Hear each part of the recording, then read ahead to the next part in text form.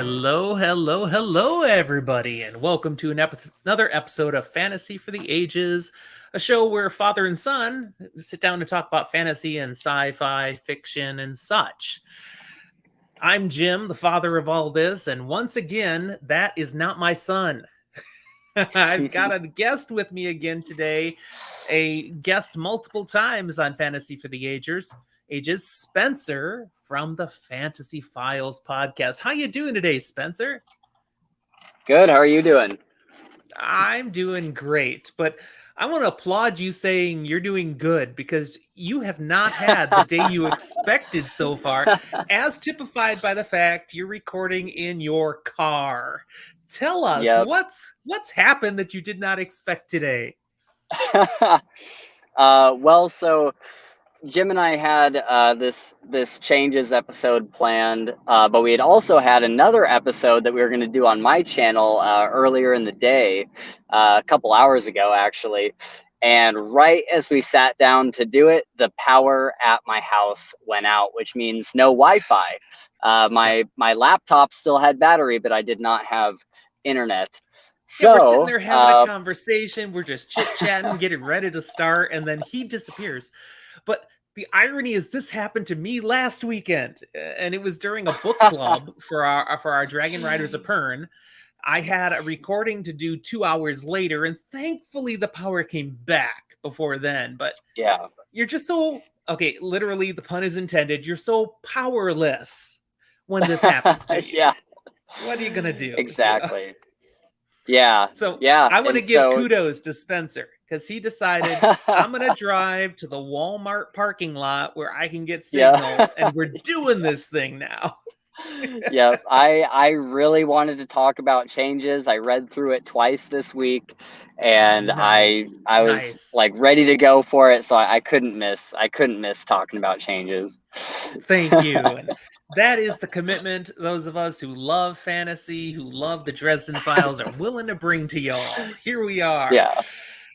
So if you enjoy what you see in today's episode, I want to remind you, subscribe to our channel, like this episode, share with other people what you're finding on Fantasy for the Ages, and totally, of course, go check out the Fantasy Files. I'll have the links to all of where you can find their content down in the show notes as well. Now, one of the things we usually do on this show is drink something.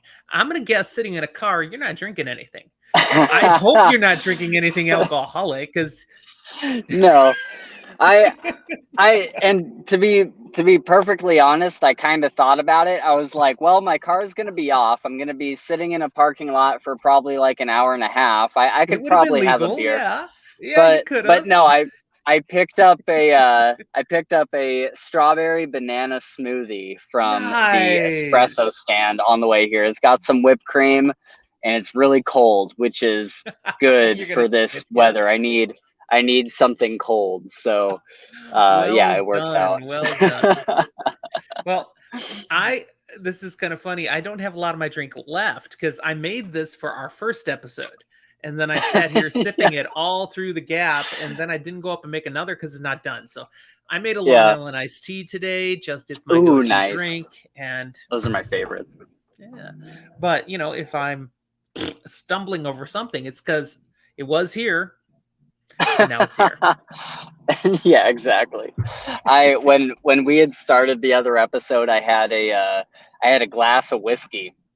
And I just poured it when we started talking, and I had taken maybe like 2 sips, and then everything went to hell. Yeah. And so I set it aside, and I was like, well, I'll save it for later. And then as it got closer and closer to this time, I'm like, I might need to drive somewhere. I probably shouldn't drink it. Well, when we do get back and record that other episode, which we hope to do later today, I hope you'll be able to splice some of our early content before we'd actually started, because I did drink the full drink. I mean, it was here, and I sipped it on screen, so I know there's proof. Yeah. All right. Well, we are here to talk about changes, book 12 in the Dresden Files today. And I want to remind all of the people who are watching and listening to this that this is a full spoiler episode, no holds barred. up through book 12. We will not ruin anything beyond book 12. So if you're watching these as you work through the series, you're safe here, safe place. But if you haven't if you haven't read or listened to Changes yet, get off this episode. You should not be here. We're going to ruin it for you. And that should not happen. Especially not this book. Oh my goodness. So some initial thoughts of this book. Changes is the book that, as I started the Dresden Files and was working my way through the first few books, everybody out there on Twitter, the fandom, I don't know, maybe even you, said, oh, just wait till you get to Changes. I mean, it really takes off at Changes. Yeah. And once I got to Changes, I was like, yeah, I mean, sure, lots of things happen. Big stuff. But it's not like nothing of significance happened in the books leading up to Changes. It's just that there are a few key things that happen here that do change permanently and significantly the Dresden Files and, Harry Dresden's life moving forward. So the name is appropriate, but I think people almost build it up too much. No, you're wrong. No. So, man. So I saw this in the show notes, and I definitely have a little bit of pushback on this. I want to hear it. Bring it.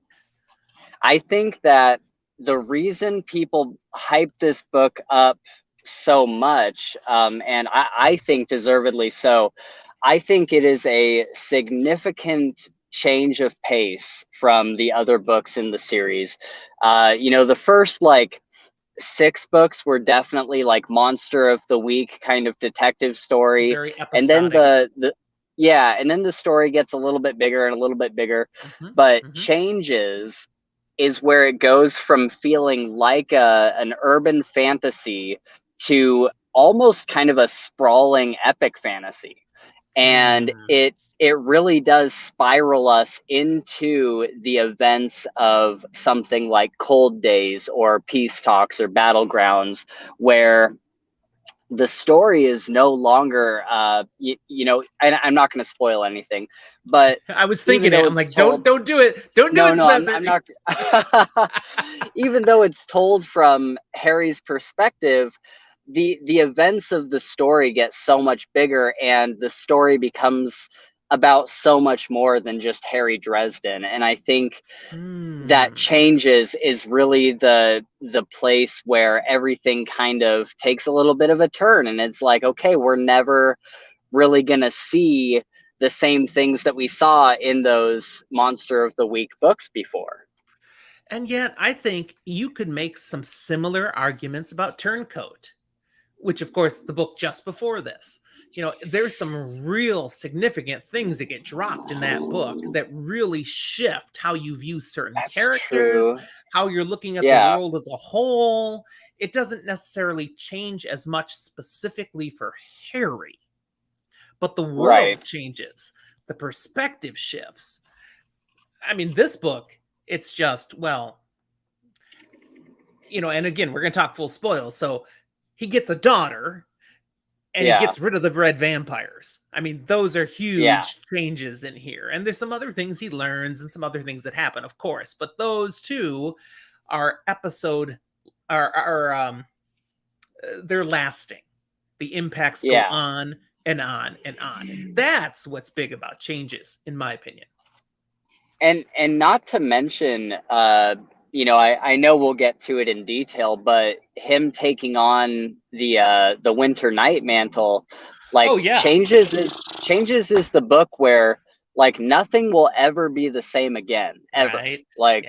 This is it's so perfectly titled, and I love how with this book making everything take a 90-degree turn. The titles of the previous books were always 2 words. They were always the same amount of letters. There was a naming convention. And then for this one book, he was like, I'm just going to make it Changes. And it's so brilliant. I just love that. Yeah, you have a point.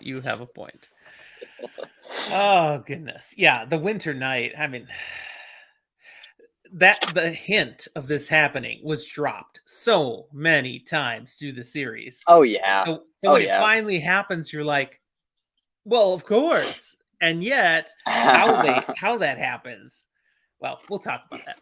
All right. Yeah. One thing else I will say about this book before we actually break down in a review format certain points of it is that this sucker is an adrenaline ride. I mean, it's bam, bam, bam, bam, all the friggin' way through the book. There's no fat on the bones. Right. Yeah. It's like, how much more can happen? You do start feeling as you're working through that book. Yeah, I mean, it starts with Harry's. I mean, it starts with the news of the kid. But when I feel like when Harry's office blows up, it is a nonstop roller coaster from that moment. Harry just keeps getting screwed over, and he can't fix it. He can't get ahead of it. It just keeps happening. Yeah, totally. So there we go. Jumping into this now. Was it frozen for you too? No, you weren't frozen. I was frozen. Okay. Sorry, because I'm no, not I was. It was no, it was frozen on my head. You looked fine on this end. Okay. So 12 books into the series. So we're clearly well into the Dresden Files now. And yeah. You know, when I did my last episode on Turncoat, the sucker was almost 2 hours long. There's so much to talk about. And I'm like, I gotta find a way to condense this a little bit. Especially since I'm assuming people who watch these have read it already. So they don't need me to tell them everything. That's a lesson I could learn for my podcast, honestly. Man, it's so hard. It's so hard because we love this stuff. We don't want to leave something out. Okay. Yeah. What I came up with for this one then to try to make it more succinct was, okay, it's book 12. So what are the top 12 single most significant events or revelations from the story? And I'll just talk about those. That's my attempt. So what we're going to go on to do here now is in chronological order, talk about the top 12 things. Now, this is my top 12. So when we get to the end, I will toss it to Spencer here and say, hey, what did I miss? You know, what do you think should have been in the 12 that I didn't put in there?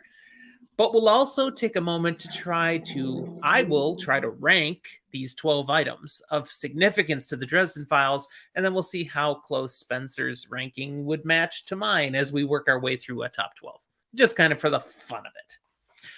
Yeah. But again, chronological order. That word is hard when this much Long Island's gone already. Wow. Okay. So we start off, big event. Susan Rodriguez re-enters the story. It's been multiple books since we've had her in it. Do you recall what was the last one? She was actually in it. It was the last one was Blood Rights? Death Masks. Or wait, was it? Death Mask? It was Death Masks. Okay. And that was that BDSM scene. Up. Yeah. And with Duke Ortega, and they take him out. That whole thing. Yeah. Okay. It becomes hard. I can remember the whole story, but it becomes hard to remember which book is which book. You've got to. Yeah, that's the one where they had the duel in like the baseball field or the football field or whatever that was. Yep. Wrigley Field. It was Wrigley Field. Yep. Yeah. Home of the Cubs. I'm kind of a Cubs fan, so I got to remember that. Oh, nice. Yeah.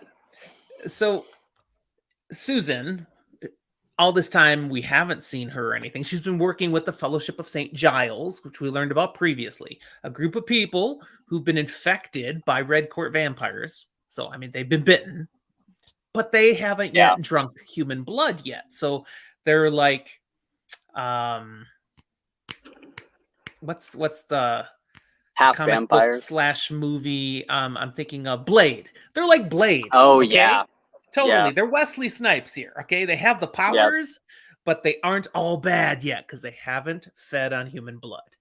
They haven't attacked. Okay. So they're not full vamp. They're part vamp. And so they use their powers for good, trying to, negate the impact and efforts of the Red Court vampires. But it's a struggle. they constantly have this bloodlust, and it can rise, it can fall. It was interesting what they do with their tattoos. We learned about that previously. You know, the tattoos get like bright if the lust is getting strong. Yeah. It's like Right. red means bad. Red means stop.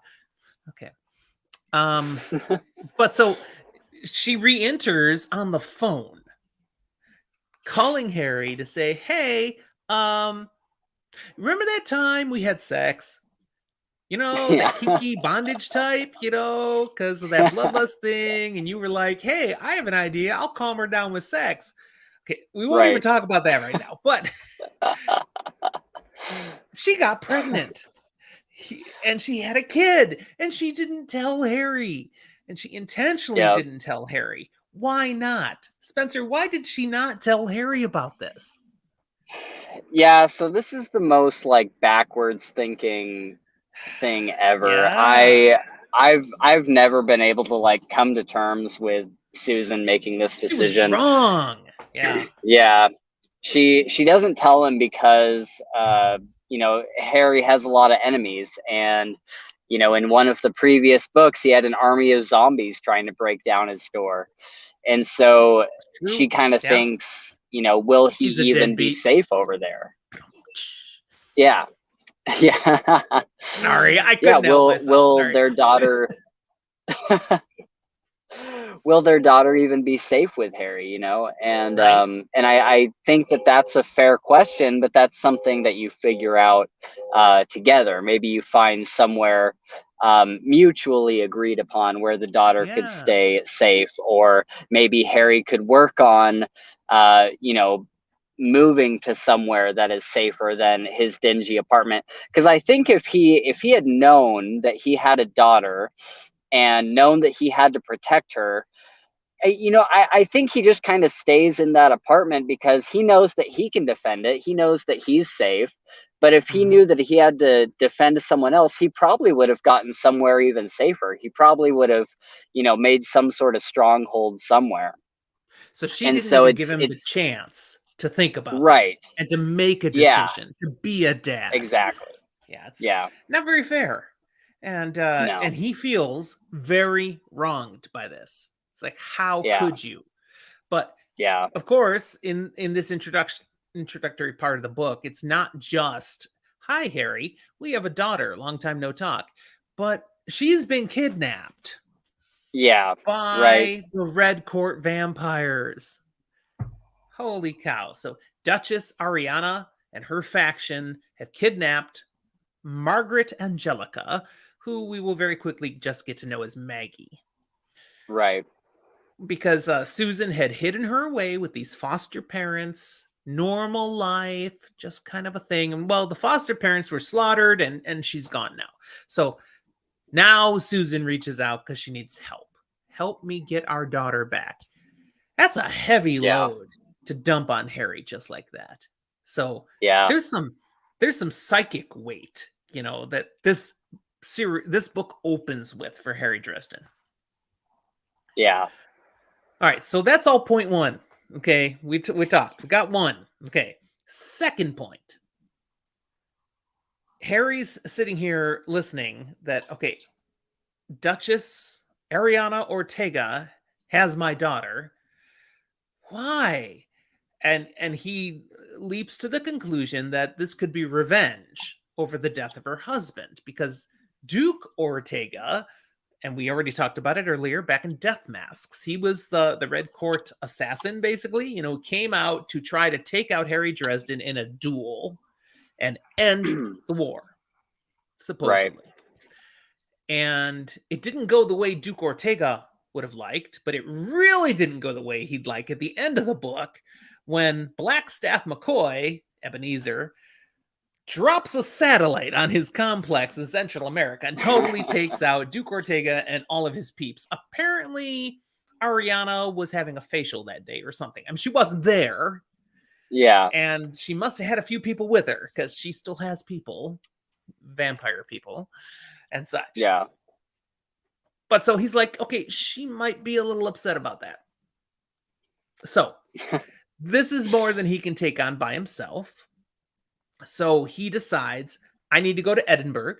I need to meet with the White Council leadership and say, this is what's happened. This is a move by the Red Court. I need your help. We need to respond to this. And what he finds is not what he expects he'd find. Do you recall what he finds when he gets there? Because it's like, whoa, what? Yeah, well, first of all, you know a situation is bad if he's willing to go to the White Council. Oh, totally.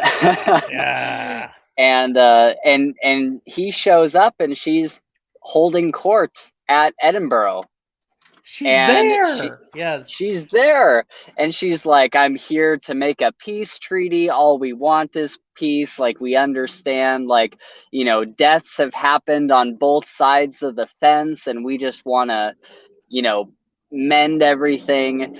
And it is just the worst. Harry is just standing there Harry's with his like, jaw dropping to the floor. He sees her hand way back here. Slap! Yeah. Right in the face, you know, because this is the opposite of what he's experiencing. She is so bold-faced lying to them. Yeah. But and Christos is eating it up.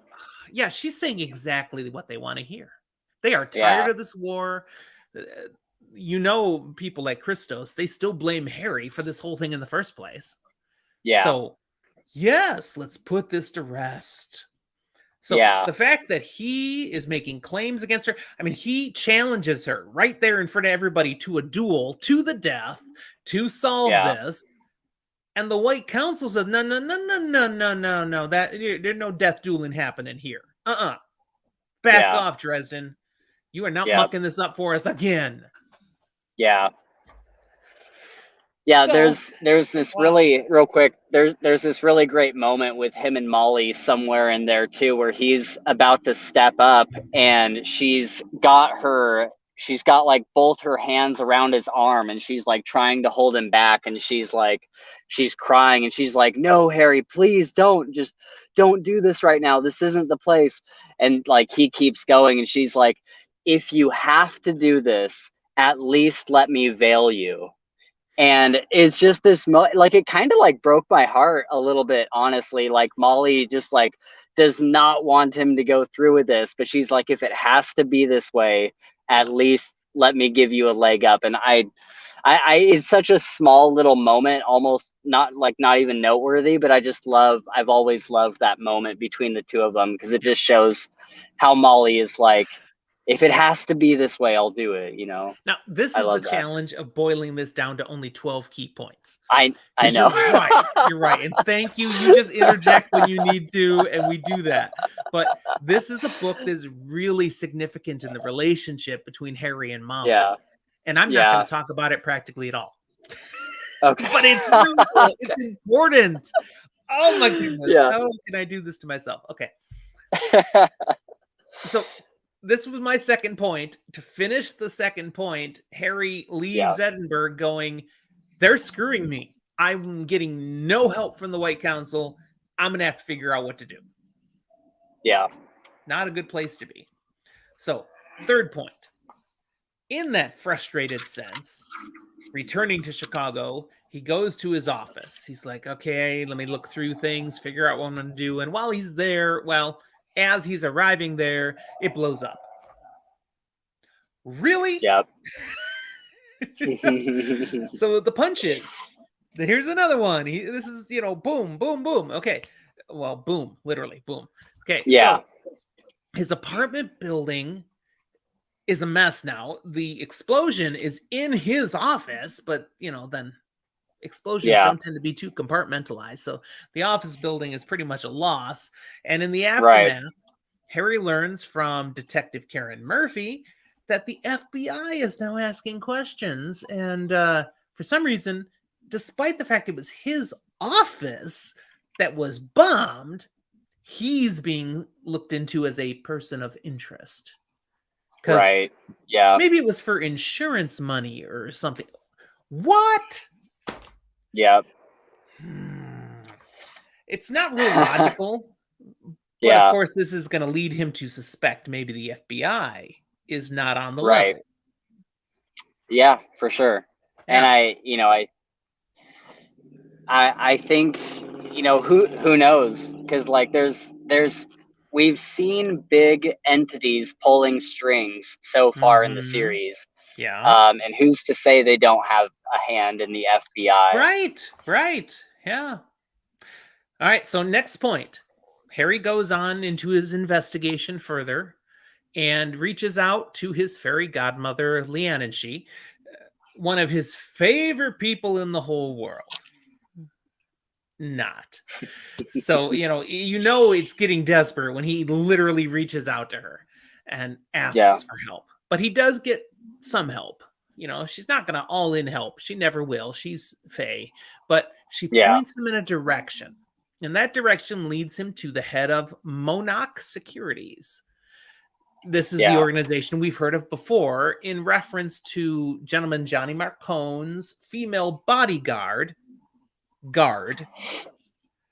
yeah. Nice little humor there. Bodyguard named Guard. Okay. Guard. Yeah, I haven't listened to audiobooks. I'm only assuming that's how it's said in the audiobooks. You haven't listened to the audiobooks? I've only Oh, read them. No, I know. I hear they're absolutely incredible the way they're done in the audiobooks. So the oh, reread Changes will is the be best audio. one too. Okay, all right, all right. You're breaking my heart, but okay. Well, he gets to this place where Guard comes from, this organization, and meets with the head of it named Donor Veterung. But it doesn't take long in this meeting and interaction to puzzle out that this is the freaking Norse god Odin who is Donor Veterung. It's like, Yeah, really? We'd already learned earlier that Guard was a Valkyrie, an actual yeah, Valkyrie. And she's not the only one. Apparently, there's a bunch of Valkyrie working for Odin. Well, that makes sense. I mean, Odin, Valkyries. Okay, yeah. gotcha.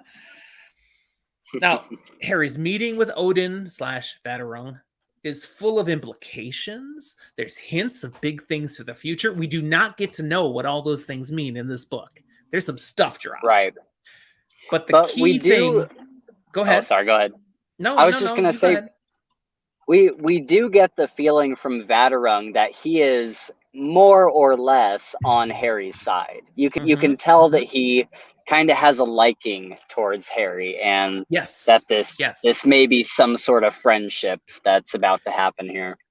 And yet we also get that there's some background stuff that's beyond what Harry can know about that limits how far Vaterung will go. He's not just going to go all in. Yeah, I got your back, man. I'm with you. No. Right. There's complications. There's things. But matter he of fact, does... Oh, sorry. I was going to say, matter of fact, he gives him a lesson in what what an extreme power is. He like flattens him to the floor, doesn't he? Yes, he does. Harry's quite powerless for a little bit there. Yes. One thing he does get, though, concrete that he can use, is the knowledge that Ariana kidnapped Maggie for more than just revenge against Harry.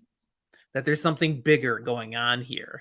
He learns directly that the Red Court intends to use Maggie to strike a massive blow with a powerful blood curse that will kill everyone that shares a relation to her, which, of course, includes Harry Dresden. So there's a bigger thing happening. It's not just we're trying to get you to come so we can kill you. No, they're doing this thing that's going to be huge. And okay, we need to stop that. Yeah. Next point, he returns to Chicago.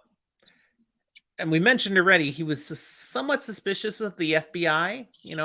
What are you looking at me for? It was my building that blew up, my office. Come on. So looking into that farther, he finds out that, yes, the FBI is involved in Red Court plots, but not the way he was suspecting, because actually they're being used by the Red Court. The FBI are not the bad guys. Yay! It's nice the FBI aren't the bad guys. Too many movies and books. That's cliche. The FBI is corrupt. No, these guys are on the level.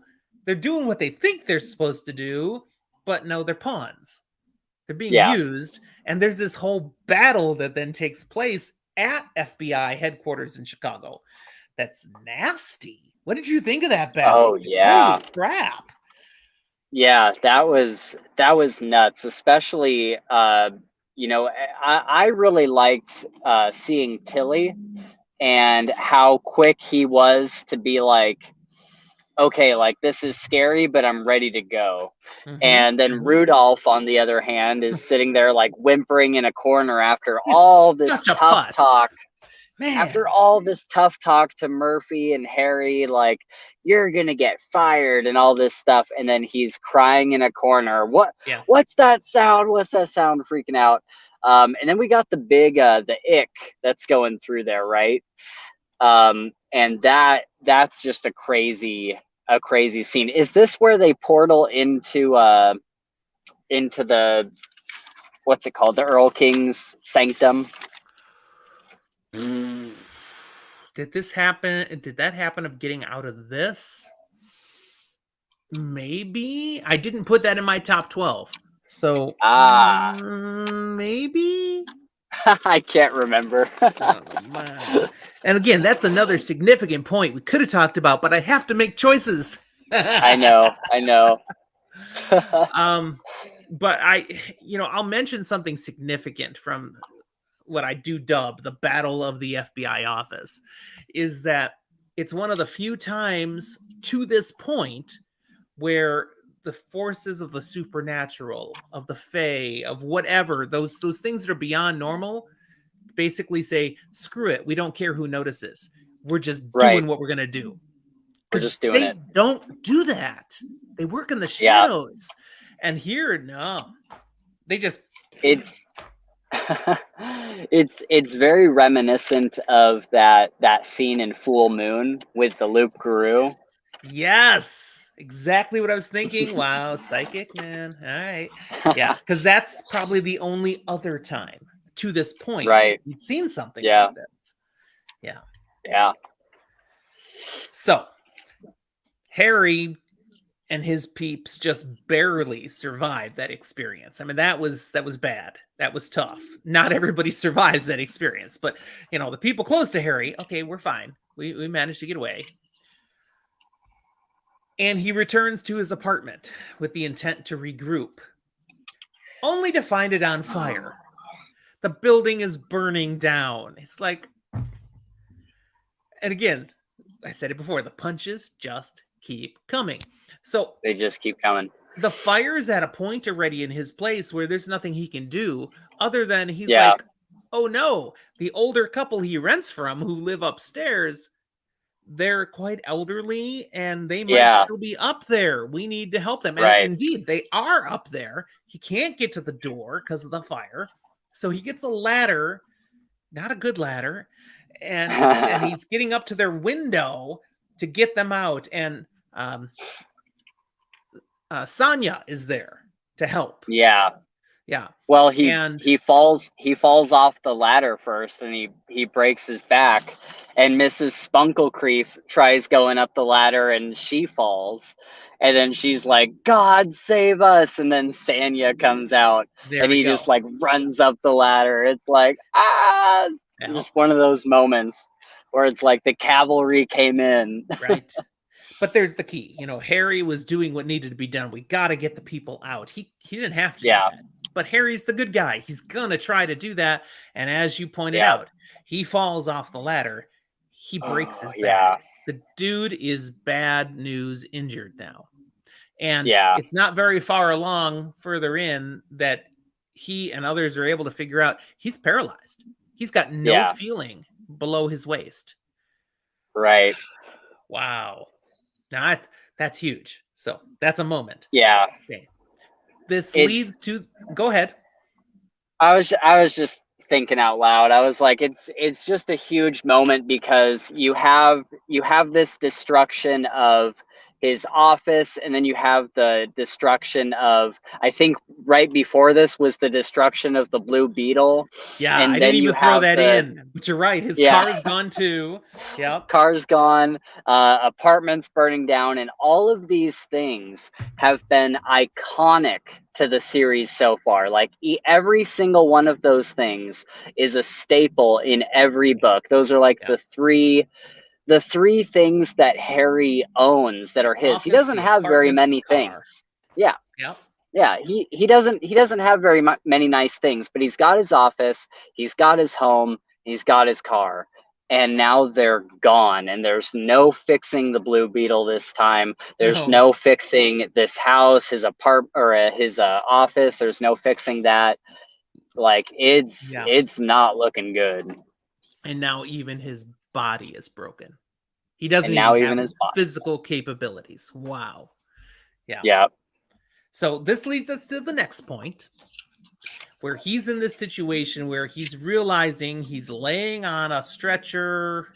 He's in the church, Father Forthill's place, and he's there and he can't move. And so he reaches out to Uriel, the angel, the archangel, to help me. And he's like, I can't help you. I yeah, can't interfere. That's not how the rules work. I'm not allowed to do that.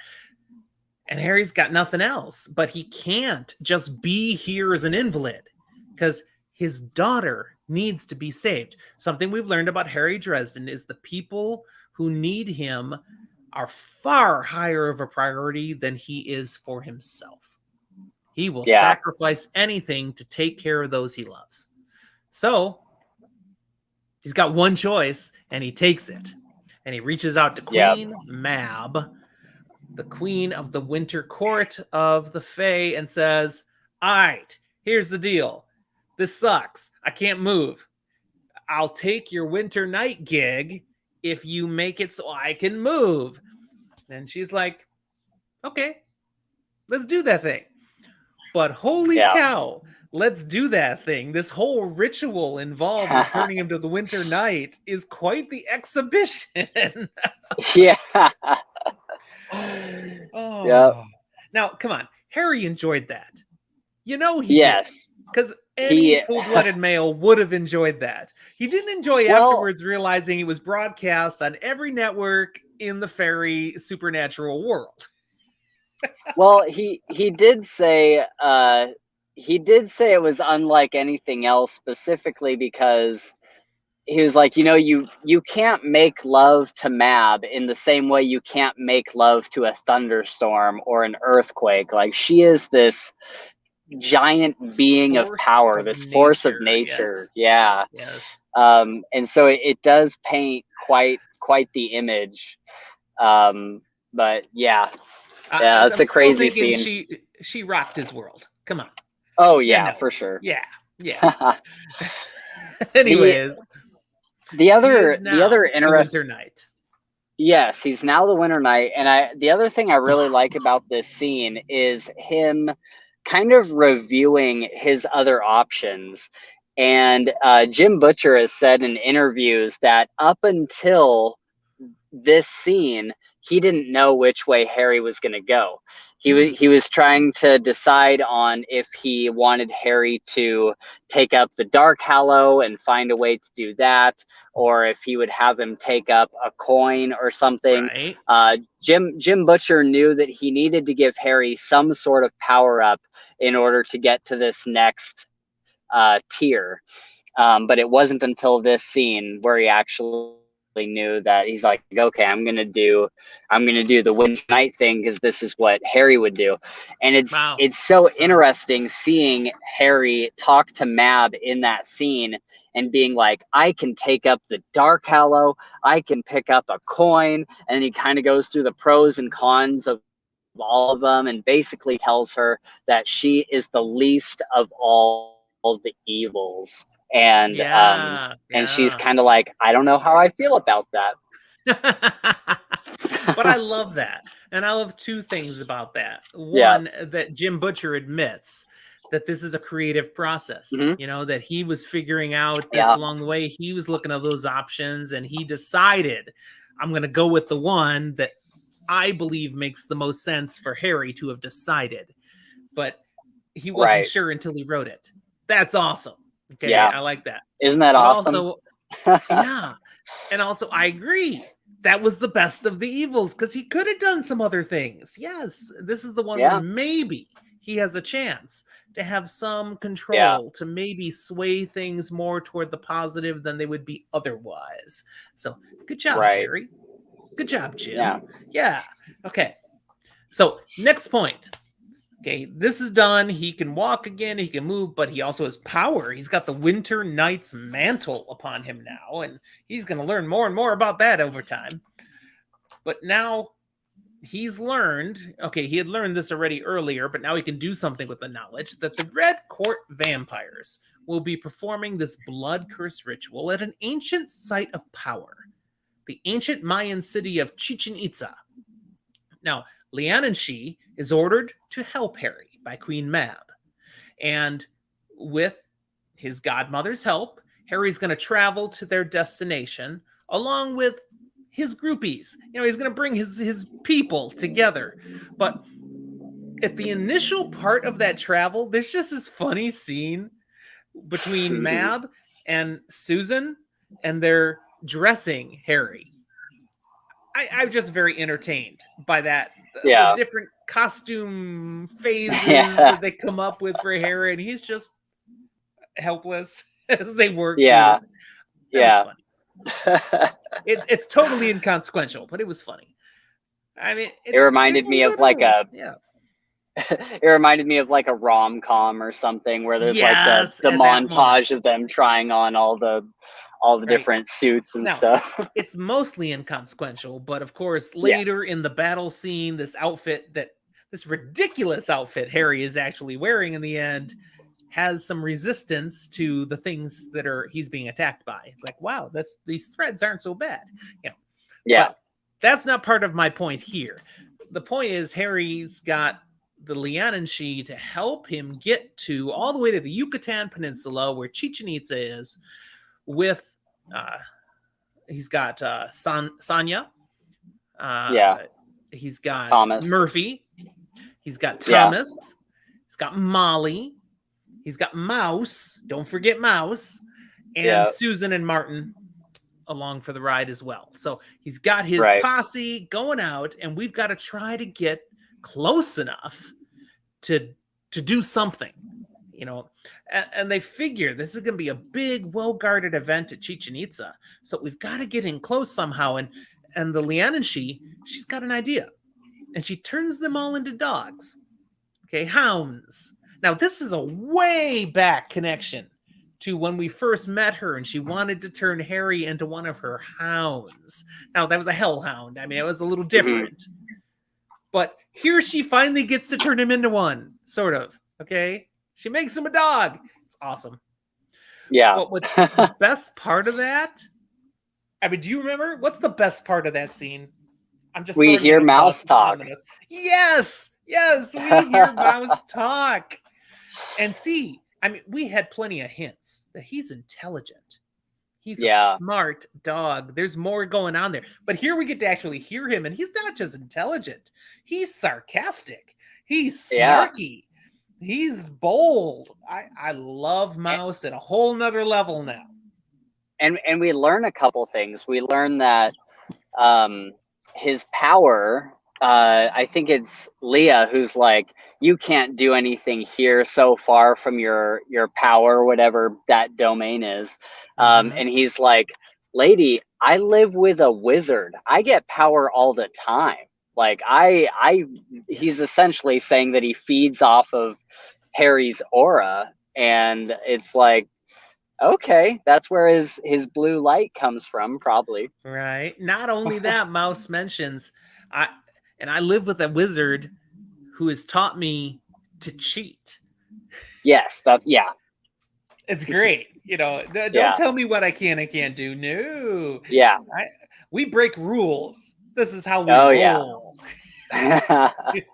There's also a great line somewhere in that scene where I think it's Leah that says, how did the wizard win you? how did the wizard win you? And he's like, the wizard didn't win me, I won him. And I love Right. Mouse so much. That whole scene with Mouse there, it's like a sub scene in the midst of great dialogue that's going on here. But for me, it's like the last light moment. Because after this, stuff gets heavy. It's just, wow, what happens the rest of the way. So I really like the charm of that moment. It was good. Yeah. So using this disguise of all being hounds, they're able to get right up to Chichen Itza before then Leah turns them back into people. And then, hey, we're here. And Harry confronts the Red Court. And of course, the initial guards come out. They're going to get him now. And Harry uses some magic he had it prepared in advance to basically turn them all flat. Just turns the gravity up to 100, you know. Yeah, and that was wild. Wow. It's a one shot. You know, he can't just do this, but he prepped it. And yeah, that was pretty intense. It's like, okay, this is not going to be like the other battles we've read about. This is your first very obvious sign. This is going to be a new thing. Yeah.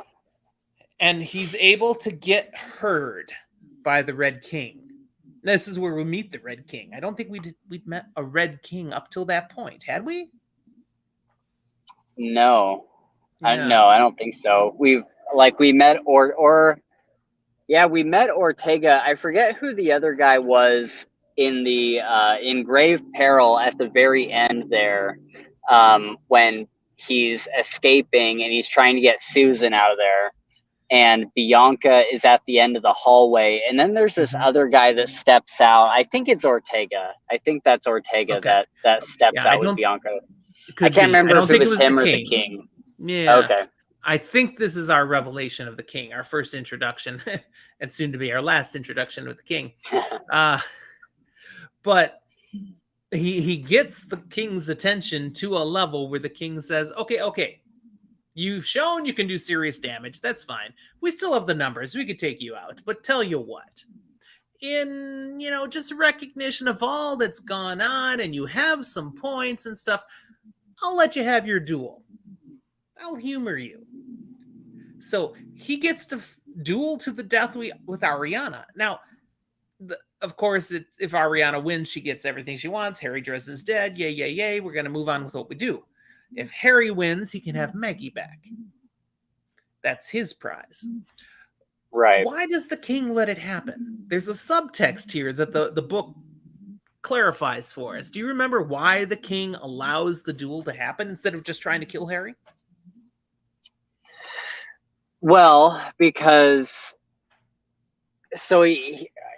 if you're thinking of what I'm thinking of, he wants Ariana off the board because she's trying to level up in the hierarchy. Yep. Is that what you were getting at? That's exactly what I'm getting at. So, Harry, you've got a thing against Ariana? Well, I wouldn't mind if she's removed either. So go ahead. I'll humor you. Yeah, exactly. Right. He's trying to use Harry to do his take out the dirty laundry or whatever the cliche is. I'm totally messing it up now. And I know we'll get to it in a second, but it's important to note that he's making this deal through a third party, through a translator. And so I'll come back to that in a minute, but go on. So we've got a deal. They fight the duel. Harry wins the duel. Ariana's taken off the board. And of course the Red King doesn't keep his word. No, you can't have Maggie. We're going on with our own things because you can't stop us anyways. Ha ha ha. So he says, I didn't go ahead. He says, I didn't make any sort of duel. Like the translator was the one that told you. I said no such thing. Yep. Because of course, we've got that whole thing with supernatural beings. If you break your word, you have an issue that falls on you. So no, he's skirting around it. Okay. Yeah. Well, this leads to are we going to talk about this duel though? I tell you what, I didn't put anything in because there's so much. Duel happens. Yeah. Okay. But please, we can go on. That's fine. No, go ahead. Do it. I Do just it. I feel bad now. I just want to mention the scalding air. This is like the first time. Well, not really the first time, but one of the few times where we've seen like two high-powered magic users go at it head to head, and like she uses water and he uses fire, and it comes together and it makes this mist that is scalding hot. And Mhm. I love how Jim Butcher does this magic where it's not like a Mistborn kind of magic system where you have like this detailed chart of how all the magic works, but it works on common sense and it works on scientific principles. So Yeah. if you have like this water with scalding heat, it's going to create this cloud of burning gas essentially. Yeah. And I Yeah. love that. I love how all that kind of comes to be in these books. We get to see all these cool ways that Yes. different magics interact with each other. And how the magic doesn't overblow or excuse science. Science is still real. Right. That's Yeah, why Harry's dealt exactly. with a melted hand for so many books, because of Yeah. that sort of thing. Oh, I blocked it. Yeah, science.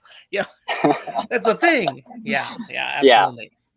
Zach and I have a series on our show here on magic systems where we rate the magic systems of Ah, various things. The Dresden Files is coming. We haven't got to that one yet, but we're going nice. to talk about this in detail at some point. Absolutely. Nice. All right. I've got 3 points left. So, Okay. 10th point of our 12 is the massive battle scene. And honestly, I would have to take so much time to break down in Yeah. detail this battle scene. Yeah. So I'm very much glossing it over. But one thing that's key is that Karen Murphy has one of the swords. Remember, Yes. Harry has possession of 2 of the swords of the Knights of the Cross, and Murphy is in possession of one of these that was Harry's custodianship, and she draws it, and it responds. She is basically a freaking Knight of the Cross as a temp. And she's just taking out vampires left and right. And it is a glorious moment and huge for them to be able to make their way where they're trying to get to save Maggie. I mean, that was big. Right. Yeah. Now, do you And remember what stalls it? Do you remember what stalls it? She isn't what able to make stalls it all the what? way up there. What stalls Murphy being unstoppable? Do you remember? Ooh. I don't know. I mean, No, why you'll didn't have she to just make it clue all the me. way up and kill the king? Why didn't she?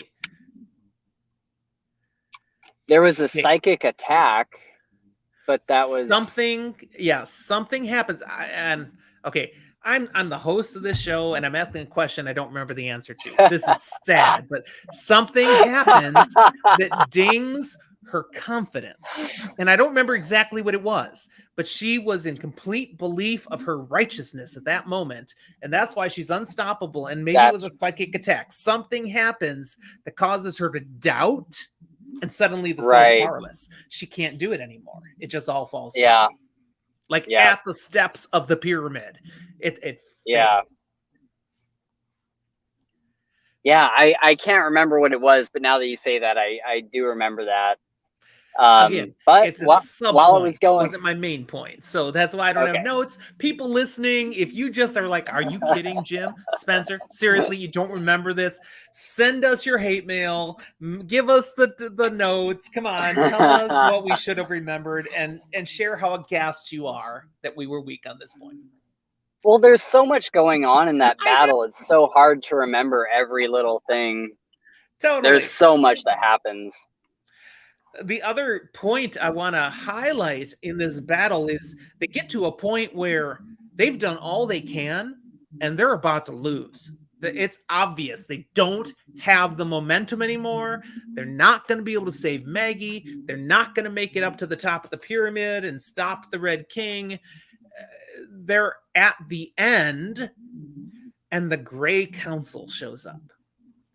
And I literally say this is the perfect Deus Ex Machina moment, because there's a freaking God showing up with them.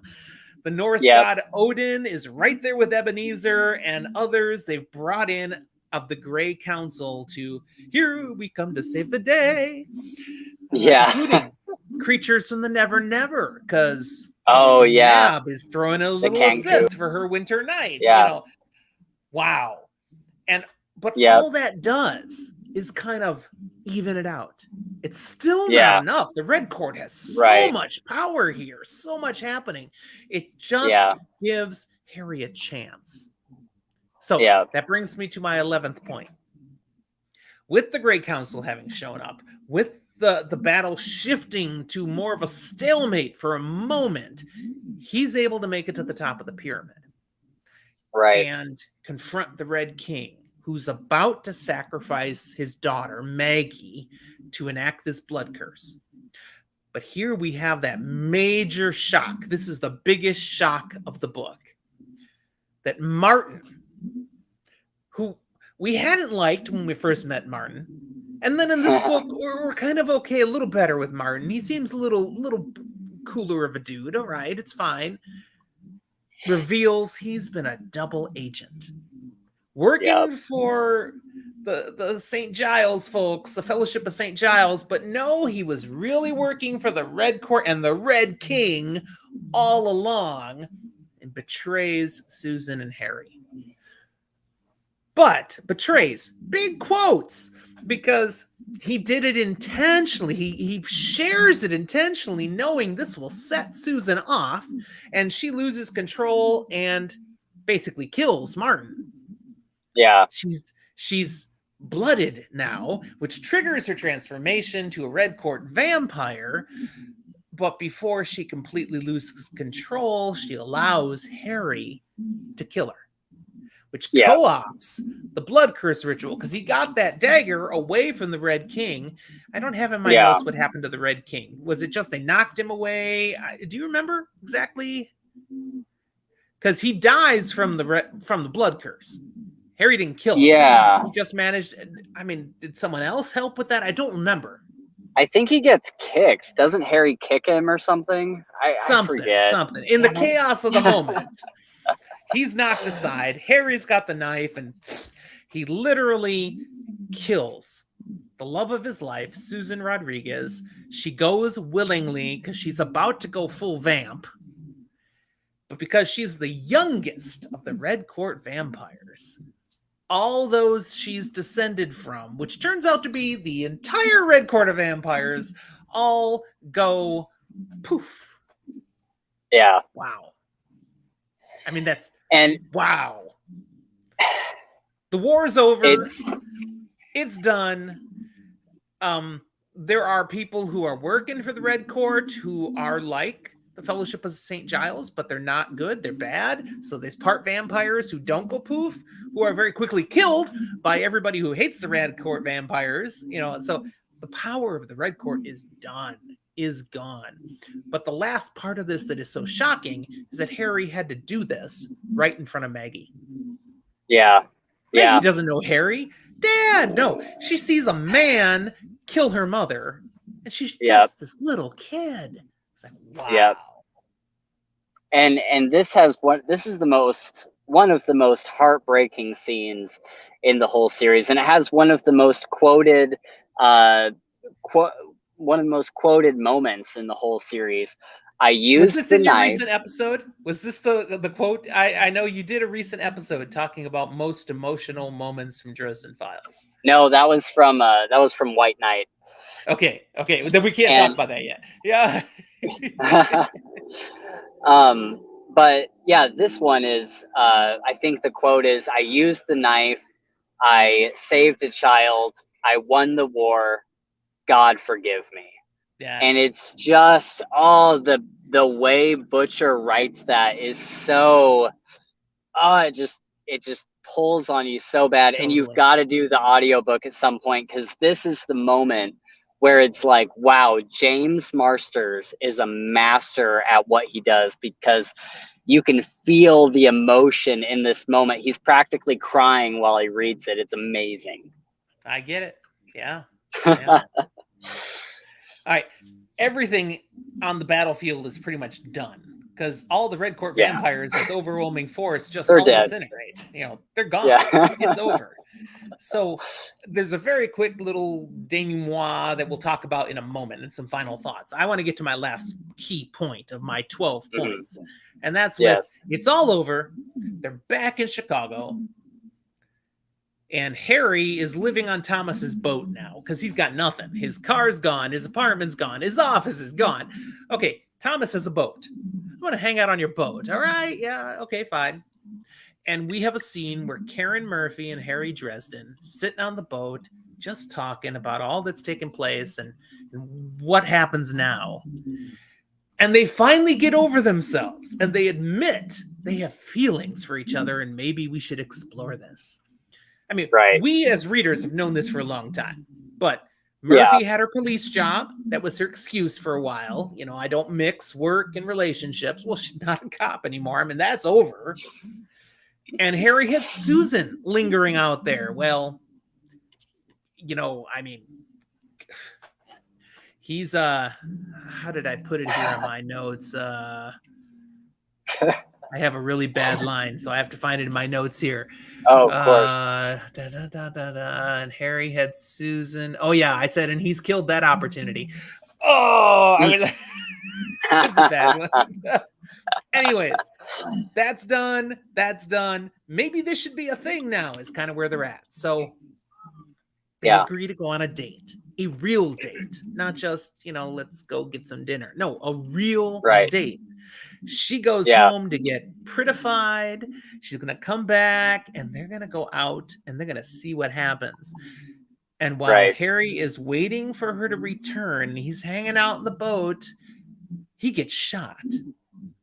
Just from out of the blue, out of nowhere, he's shot right through the chest, falls overboard, sinks to the depths. End of frickin' book. And I am so glad when I read this book, there was another waiting already. Because, oh, man, what a cliffhanger. Yeah. Did you read this book when you had to wait for the next one? Nope. When I got into the series, I think Cold Days had just come out. So I was able to do Ghost Story and Cold Days. Perfect. Luckily, man, that had to be hard for people. That had to be hard. I can't imagine. What did you do? Yeah. I can't imagine. All right. So those are my 12 points, which reviews the book. There are a few final thoughts I need to throw out here that just aren't related directly to the main points. But when the battle was over, we did get confirmation in a conversation between Ebenezer and Harry of what Harry had already come to suspect. Ebenezer is Harry's grandfather. Margaret Le Fay's dad. I mean, that is revealed there finally. And it's revealed partly in the fact that Ebenezer, who brought the Great Council in to help, it's not just to be there for Harry. He'd put two and two together. He knew if Maggie is sacrificed, Ebenezer's dead. And that this is probably a move of the Red Court to take out the Blackstaff. That's really what was going on. Oh, it's convenient we could take out Harry. But that's why the Red King's involved with this. He could care less about Harry Dresden, really. This is a move to take out the power of the White Council. It's like, whoa, okay, that's pretty big. We also get...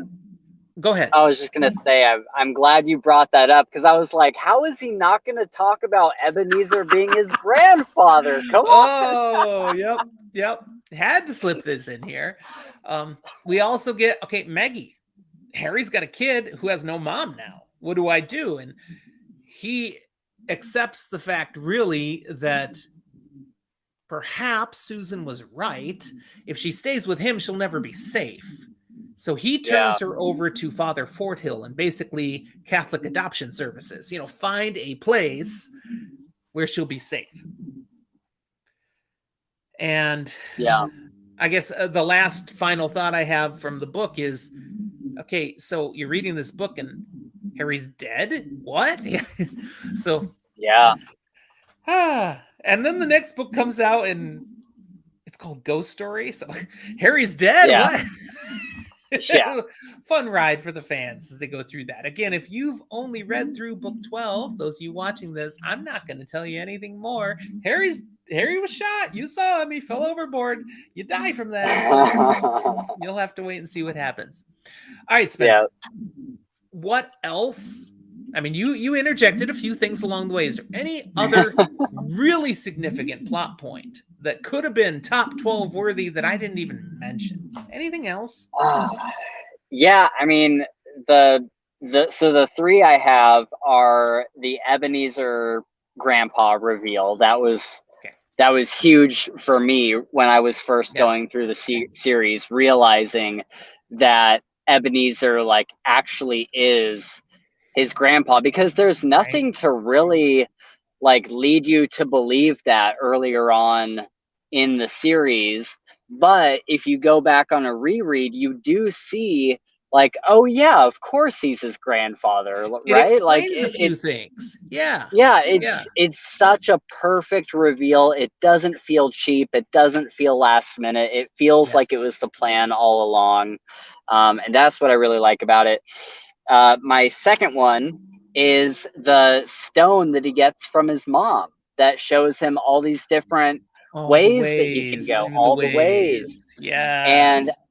I love that, because one of the most emotional points in the series for me is in Blood Rights, where he does the soul gaze with Thomas and he gets to see Right. his mom. And Yeah. oh my God, I cry every time I read that. So him having this necklace where he gets to hear his mom's voice all the time as he goes through the ways and as she kind of directs him through the Never Never. What a special thing. What an Powerful. incredible thing to have. Yeah. Yeah. Yeah. And Good one. then the third one is, you briefly touched on it, but the scene at the end, the first part of the epilogue, where Harry has just killed Susan, and when we come back to Harry, he's standing at the top of the steps of Chichen Itza, and he's got his daughter, and he's holding his daughter at the top of this pyramid, and he's looking out over all the destruction he's caused, and then he says, I looked down to see what I had paid for. Oh, Yeah. oh, such a powerful scene. Oh my Very God. impactful. And then Murphy comes up, and she's like, do you want me to take her? He's like, no. And then he realizes like, no, I need her to take her. I need like, Yeah. I'm gonna turn into something. He's like, I don't know what I'm gonna become over the next couple weeks, but it's not gonna be good. So I gotta get my Yep. daughter away from me. And so he entrusts her to Murphy to give to Father Forthill Yep. Now, to find speaking a of place not for. sure what I'm going to turn into, again, something I very much glossed over in this review, Molly. Okay, Molly was here for Harry. She was part of this battle, but she's a sensitive. She feels things empathically. That's one of her talents, her Yeah. strengths. This screwed her up. And they can tell at the Yeah. end, she's one of the ones, she and Thomas are taken out. They're both been, really impacted and damaged by this battle. That's Yeah. something to watch if you're someone who has not read any further yet. Watch for that, because Right. that's not over. That's huge. Yeah. Yeah. All right. So I put 12 points. Let's rank them now. Okay. What's most important? What's least important of these? So I'm going to go through my points in very short and say, okay, here's the one I think is the least important, and work my way up. So the one I think is the least important of all the ones I put out there was just when Harry goes back to his office after coming from Edinburgh and his office building blows up. That's number 12 for me. That's the minor. Okay. Where did you rank that one? 6. Whoa. Okay, this is going to be a very different list then. Yeah. That's middle of the road. Wow. All right. 11 for me was when Harry learned that the Red Court vampires were going to perform that blood curse in Chichen Itza, so gets the Liananshis help to travel there, and the scene with the hounds. That was 11 for me, because I just enjoyed that scene, but it wasn't really epically involved. Where did you put that one? I have that at 8. Okay, so that's a lower one for you as well. Yeah. Now, before I do any others, I want to hear what your number 12 was. Which was the least important for you? Finding out that Ariana is behind the kidnapping, and that the White Council won't help. See, that's 5 for me. That's way really up there, because it triggers so much else of what happens. So, interesting. Yeah, see, our minds look at this different. This is cool. All right. Number 10 for me is when Harry returns to Chicago from Edinburgh, and no, not from Edinburgh. When he returns to Chicago from meeting with Odin Vateron, and goes checking out the FBI investigation, basically the battle of the FBI headquarters. That's number 10 for me. That was 9 for me. All right, we're close on that one. So yeah. All right, we're good. Now 9 for me, that was when Harry first shows up in Chichen Itza and confronts the Red Court and gets to do his duel with Ariana. That was 9. Okay, that was 7. All right. 7 for me. That's still in the bottom half for you, so we're not too far off there. Number 8 for me, just above that, was the actual massive battle scene. Oh, really? Yeah. Wow. Okay. That was number 4 for me. It's just a lot of killage. You know, I mean, there's some stuff that happens, but it's all getting to what's going to happen. So battle itself was just 8 for me. You said 4. All right, you're into the action. I gotcha. Yeah. All right. That's just like the most intense battle we've ever gotten up to this point. It is very intense, but it's just a lot of killing. You know, that's kind of it's a means to an end.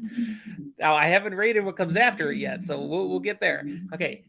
7 for me, the halfway point, was when we get to meet Odin. So he's gone in Monarch Securities and gets the revelation of the blood curse and all the other possible things that are inferred. That's 7 for me. Where did you put that one?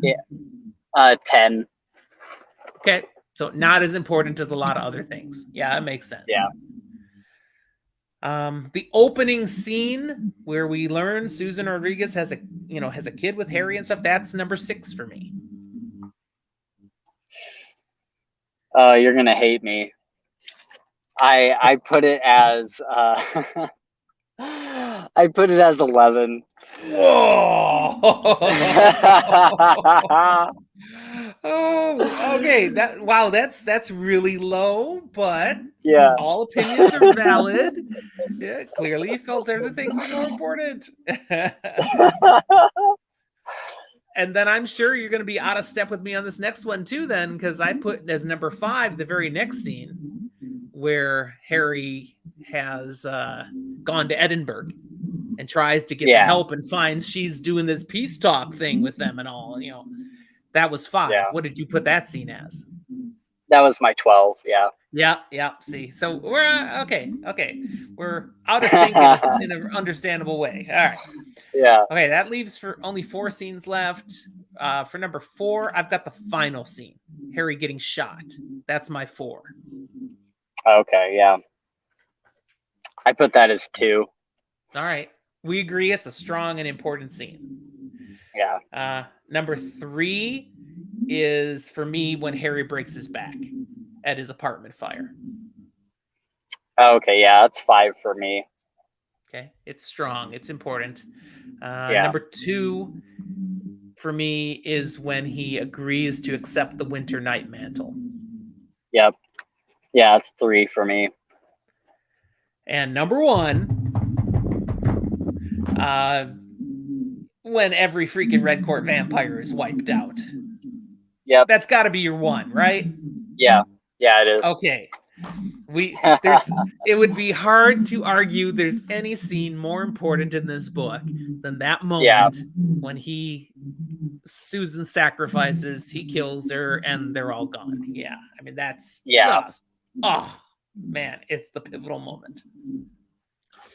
Yeah, I think mine were kind of ranked on like the emotional investment I had in those like certain scenes rather than like how like there's arguably undoubtedly other scenes that I had put later on my list that are more important to the story overall, but the stories that the bullet points that I ranked highly were the ones that had some sort of like emotional hit with me. And honestly, this book does have more emotional hits than any Dresden Files up to this point. Oh yeah. Oh but yeah. Just wait, guys. You've got some stuff coming, my friends. Oh man.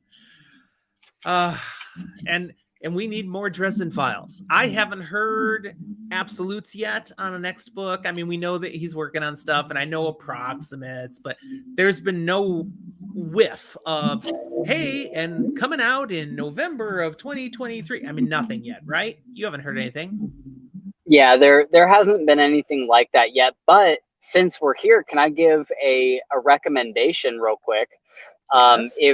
If you've read through the Dresden Files and you've read all the short stories and everything, and you really need another hit of Dresden, you're really needing to scratch that itch, check out a series called the Lazarus Codex.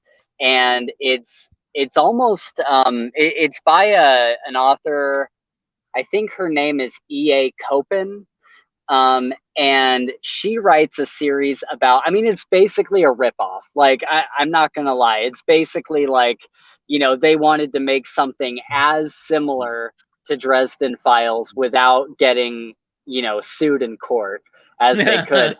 but it's really, really good. It's really good. I just read the first book called Death Rights. And it's about a necromancer who's more like kind of what Mortimer Lindquist is in the Dresden Files. That's the kind of magic that he uses. But he's just like Harry. He's a stand-in for Harry Dresden. And I enjoyed the hell out of it. I thought it had a good, fun story, and it felt like I was reading the Dresden Files. So go check that out if you're itching for more. I had seen your recommendation of this. I added them to my TBR. So check them out, guys. And, why not? Yeah. We love urban fantasy of this style. Find more like it. There you go. All right. So as we're going to get ready to wrap this up now, I want to give you a chance, Spencer, to tell people just a little bit more about what else they can find on your content on the Fantasy Files. Tell them, and of course, where they can find you. Yeah, so check us out. We're on YouTube. Just look up the Fantasy Files podcast. There's another channel on there with the same name, and they're like fantasy football. So we're the one with like the shield and the F in the logo. So click on that one. But yeah, we review and discuss fantasy and sci-fi books. We do long form podcast content. We also do like video games and TV shows. Right now we're going through Mr. Robot. We're watching each season of Mr. Robot and discussing that on the show. That's been a ton of fun. And then one of our upcoming episodes, we just dropped our White Knight episode.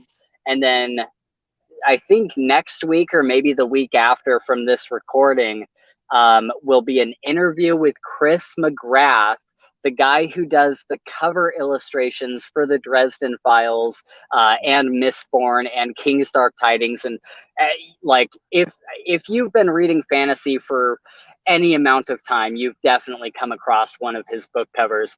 So we got one of the only 2 interviews in existence with this guy. And we're so excited for everybody to see that. So go follow us on YouTube, Fantasy Files Podcast, and keep an eye out for that, as well as more of our Dresden Files content if you like that kind of stuff. Do it. These guys are putting great content out there. There's good stuff to enjoy. Definitely recommend them. So check them out. Again, links will be in the show notes to make it easy for you, but you can definitely, I mean, it's not hard to find them. They're there. Go check them out. Spencer, thanks for being on. Yeah. I know we're going to definitely plan to have you back when we get to Battleground. Assuming we can make schedules work, we want to have you, and you know, if Gabe wants to jump on too, we'd love to have you both and do a big episode for that. Should be fun. There'll be plenty to talk about. Oh yeah. All right. Well, I'm going to run our outro, which is going to show up right next to us here. Let's see if it runs right. It does. Yay. So running alongside us here, all the ways people can find us. We do want to encourage you to reach out. Comment on the show here in YouTube. We respond to all the comments that show up because we love to interact, but Discord is where it's really happening. Get on our Discord, and we've got a whole group. We've got almost 100 people on there now. We're just regularly chatting about all this kinds of stuff. Love to enjoy it. Twitter, very active there. Instagram, Facebook, we pretend we're there sometimes. We do have an email. There it is. No one ever emails us. We're not offended. That's it. We'll talk to you next time, guys. Thanks for being here.